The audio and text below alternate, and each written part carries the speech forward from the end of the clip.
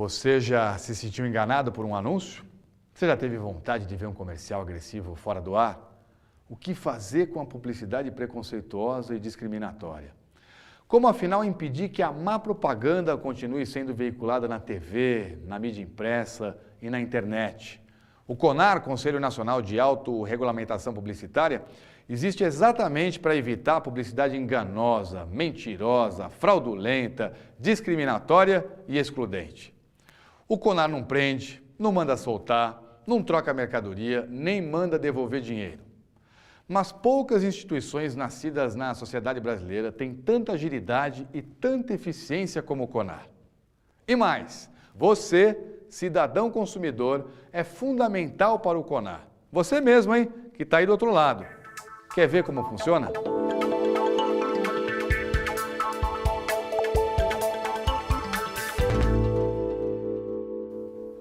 É aqui na sede, na Avenida Paulista, região central de São Paulo, e em escritórios no Rio, Brasília, Porto Alegre e Recife que funciona o CONAR. Desde a sua fundação em 1980, em sessões como essa, o CONAR já analisou e se pronunciou sobre mais de 9.000 questionamentos relacionados à ética na propaganda brasileira. E para que uma queixa venha parar aqui no Conselho, basta que alguém faça uma reclamação, mesmo que seja a queixa de uma só pessoa. Eu mandei um e-mail do sofá, fácil, pelo site do CONAR, e na mesma noite recebi um aviso do recebimento da mensagem. Em 2 dias recebi um aviso de que tinha sido instalado um processo. Todo o processo do CONAR ele é muito simples, desde a manifestação de uma denúncia, que pode ser feita por absolutamente qualquer cidadão. No caso, foi uma companhia aérea e promoções de passagens, e quando fui efetivar a compra final, o preço quase que dobrou por taxas embutidas que não constavam na propaganda inicial, né? O CONAR se esforça para dar respostas rápidas. A ideia é que em 90 dias o caso seja resolvido e tenha percorrido as instâncias de recursos. Em 2 dias foi instalado o processo e em 1 semana tiraram a propaganda do ar. Com a velocidade que a comunicação está hoje, de informação e tudo mais, você imagina que se a gente tem alguma peça que ela traz o mal para a sociedade, vamos dizer assim, né? E ela demora um tempo para ser julgado nos processos normais, quer dizer, o mundo não tem mais esse tempo. Não há nenhuma possibilidade de uma reclamação gerar alguma coisa ruim para o consumidor. Ao contrário, o CONAR é extremamente grato.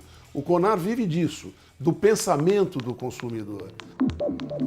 Os processos éticos geralmente nascem de denúncias de consumidores ou empresas que se sentem atacadas ou prejudicadas, de autoridades públicas e do próprio CONAR, que conta com uma equipe de monitores que verificam rotineiramente algumas centenas de veículos de comunicação de todo o país. Importante, consumidores nada pagam para formular uma denúncia.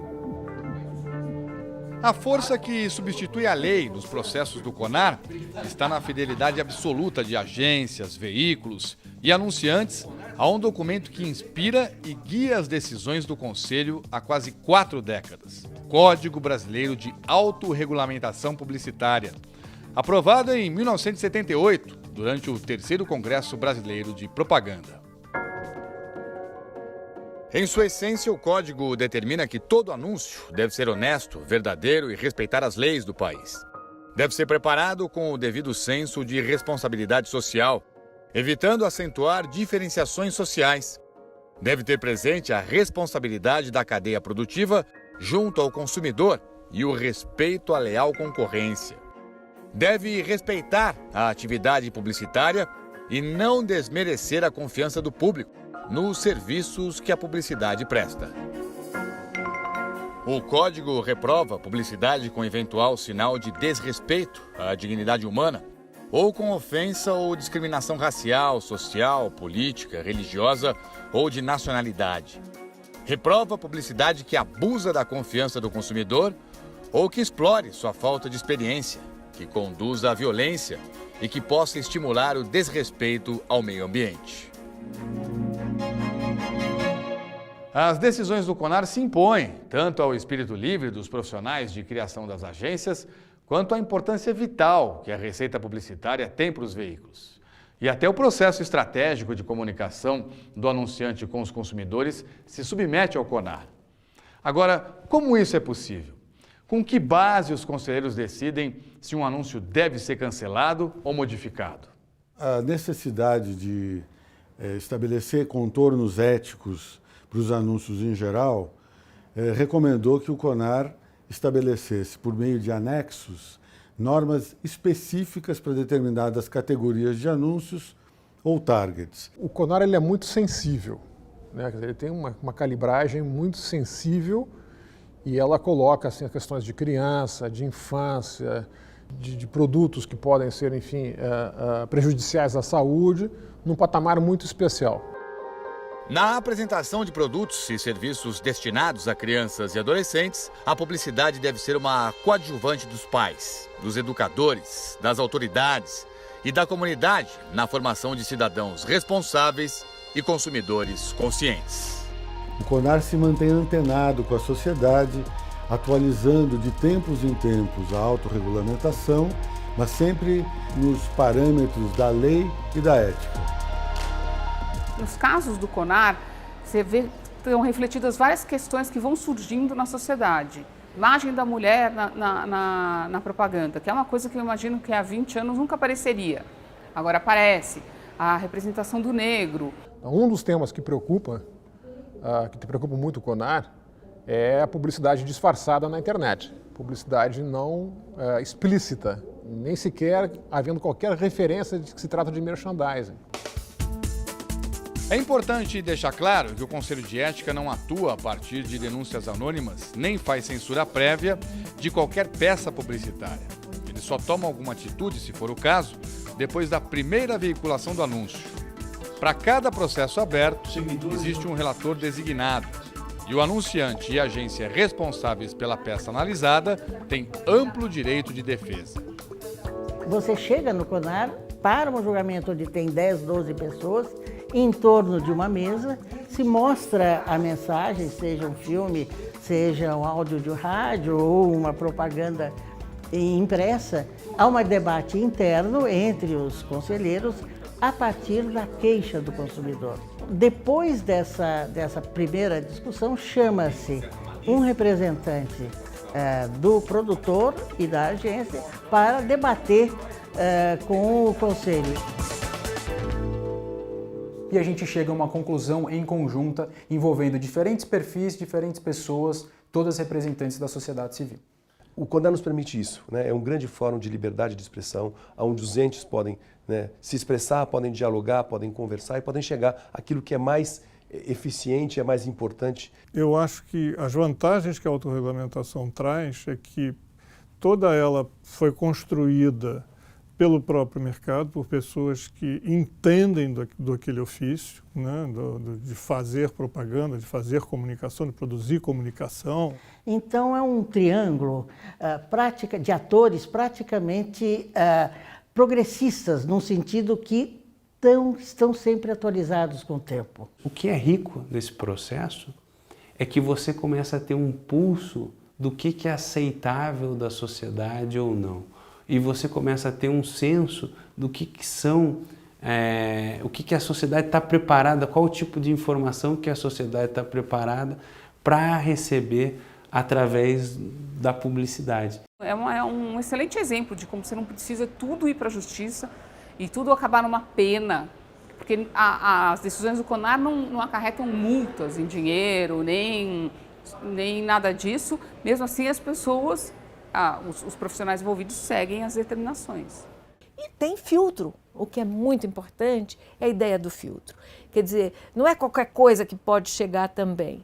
Ela pode entrar, mas ela só vai ser considerada se ela tiver alguma consistência. Foi uma coisa muito fácil, muito rápida, sem a gente precisar levar para a justiça, uma coisa morosa, custosa. Nossa possibilidade de recurso no judiciário é muito grande. Tem até o 4º grau. Quer dizer, o Supremo acaba analisando questões que vêm lá do 1º grau, o que significa dizer que as decisões são muito postergadas. Isso não acontece no CONAR. Esse contato mais rápido, mais próximo da veiculação, com a resposta do público, ele ajuda, eu acho que aos dois lados, né? Tanto do anunciante quanto da audiência. Então é pela velocidade. Os advogados são bem recebidos nas sessões, mas o CONAR prefere e encoraja a participação direta dos publicitários e profissionais de marketing. Até porque o que se decide nessas sessões do Conselho, os anunciantes, agências e veículos cumprem como se fosse lei. Não acho que não passa pela cabeça de nenhum de nós, veículos, é não respeitar uma decisão do CONAR, porque isso seria a desmoralização do processo de autorregulamentação, né? Já que todos nós somos signatários dele e acreditamos nele como o melhor processo para defender o consumidor dos desvios, vamos dizer assim, de uma má propaganda. Ir contra uma decisão, uma orientação do CONAR é atingir a sua reputação. La autorregulación es la representación de ese compromiso de responsabilidad y ese compromiso de responsabilidad, en definitiva, lo que busca en Brasil y en otras partes del mundo es tener una buena sintonía con la sociedad. A autorregulamentação nos faz mais exigente quanto à ética, mais exigente, né, quanto à forma de nos apresentar. Então é sim um exercício de cidadania, porque nos prepara melhor para discutir aquilo que a gente precisa discutir, para apresentar aquilo que a gente precisa apresentar e, no fim das contas, para fazer uma comunicação melhor, mais eficiente, né, que enderece melhor as nossas necessidades. Decisão tomada, fica outra pergunta. Quem são esses conselheiros? De onde eles vêm? Que tipo de interesse ou categoria eles representam? A resposta começa por algo que todos os 180 conselheiros do CONAR têm em comum. Eles são voluntários. Para quem ouve falar da atuação do CONAR, verifica que ali há uma coisa muito pura, muito honesta, muito genuína. E eu acho que é isso que toda a população quer, os consumidores principalmente. Uma das virtudes do CONAR é que ele tem representantes de todas as etapas da indústria da comunicação, né? Do anunciante, da agência, do produtor, dos veículos, enfim. Você tem todo mundo representado ali no Conselho do CONAR. Mas a gente vê muito advogado, e pessoas como eu, da sociedade civil, professores universitários, médico, jornalista, que são leigos naquele assunto, mas que estão representando, na verdade, o senso comum, a sociedade civil, que é o alvo da publicidade, né? Ou seja, a gente tem uma representatividade grande do que se discute na sociedade, da ética, né, vigente na sociedade, dos valores que essa sociedade cultua, de alguma maneira, refletidos nas discussões que se tem. Não vale qualquer coisa, assim. Eu acho que isso é uma coisa muito correta e muito ética para o nosso mercado, né? Assim, gol de mão não vale. Então, eu acho que essa é a grande mensagem que a gente tenta passar no final.